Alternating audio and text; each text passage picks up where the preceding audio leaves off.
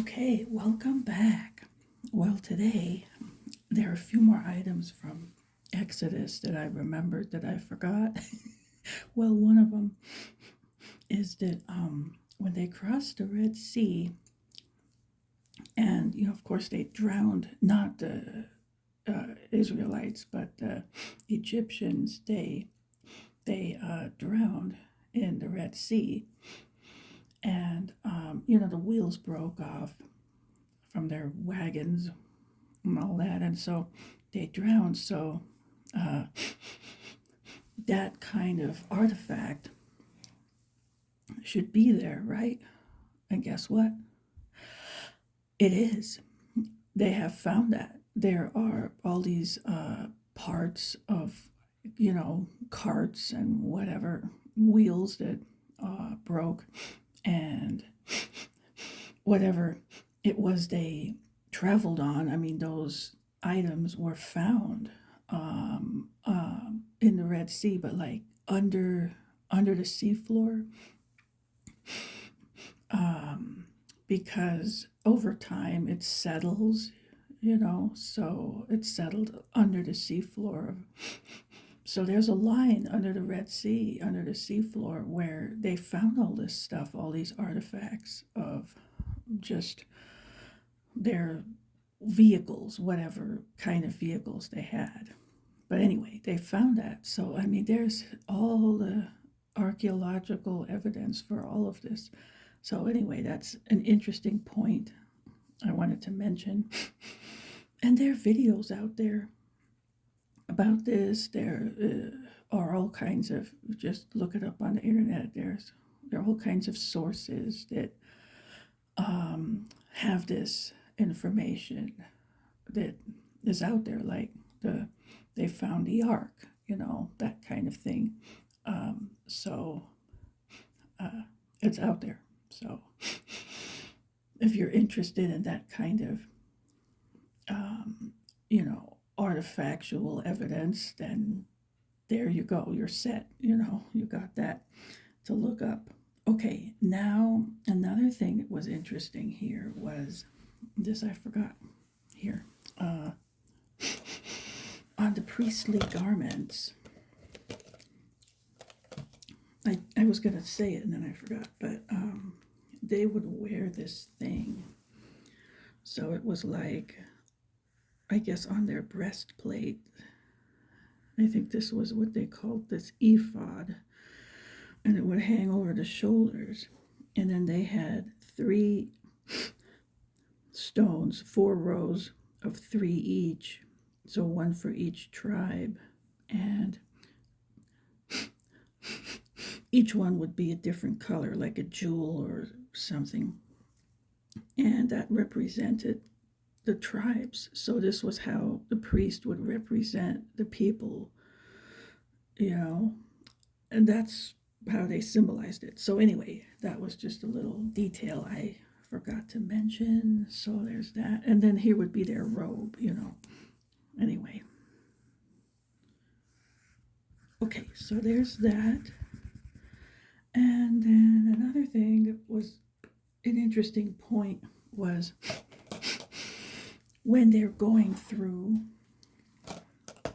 the wilderness, and you notice this, like, the people came out of Egypt, but it took a whole lot to get Egypt out of the people. That was the problem. And this whole journey through the wilderness took a while because of that, Anyway, and sometimes, I mean, there's some incidents that they're almost funny, but anyway. Okay, and then I have another list here before I start Leviticus. This is just a general list where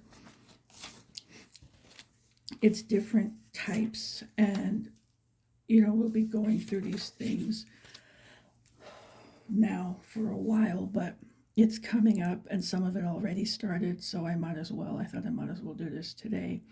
Like, all these things, aside from, I mentioned the temple and the tabernacle, but aside from that, all their roles or offices, you could say, are also a type of Christ. Like you had the prophets. Of course, Jesus was also a prophet. I mean, I went over once a list of all the titles and of, in the Bible of Jesus, and that was one of them. Also was prophet. And looking at prophets, we see specific ones also were a type, like Jonah was a type of Christ. He was in the well 3 days, and yet he lives. So, Isaiah was a type because he was severely persecuted.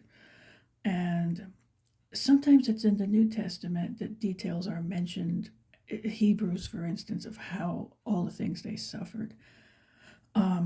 Jeremiah was also persecuted, and they said, put in a cistern, which it could have been other things also, or just that was how they described it. But anyway, you have that. Then you have Ezekiel. He was a sin bearer, and not really, but like a type of that in a certain thing he had to do.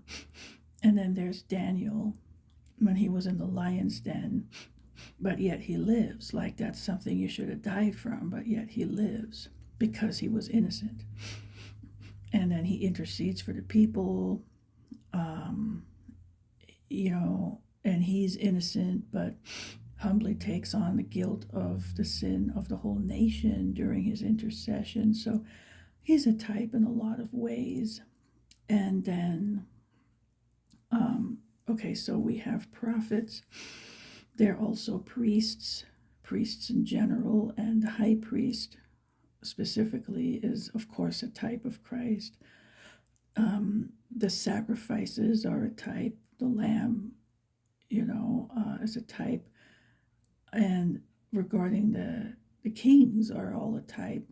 And David is a perfect type because he starts out as a shepherd, and he ends up as a young, I guess I'm not sure if he's a boy or just a teenager, but at a point early in life, he ends up slaying that big giant Goliath, which is a type of Jesus slaying the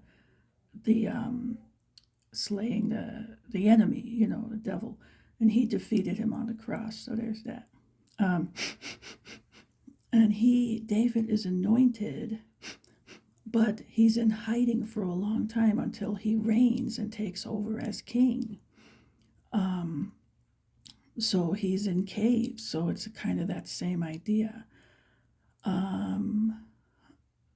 So yeah, he has mercy on his enemies. With Saul, we see that. I have something here, king, priest, and prophet. Maybe he did something along those lines and I forgot. Anyway, he wants to build the house of God, right? And that's what Jesus does, which is the church. He's surrounded by enemies, but he's delivered, and his refuge is in God. And so there, all through the Psalms, you see that. So he's a type in so many ways. Solomon, his son, is a type. And that Solomon, how he tells him, your son will build a temple. Well, that's where Solomon becomes a type too. So, because he's the one that does that. And he has the wisdom and the splendor as king. And so he's a type.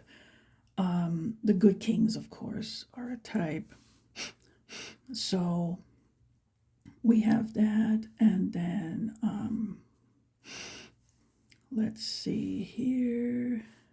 The judges are a type in general, because he's a judge and he's a king and a judge and all these things. So all of that is a type.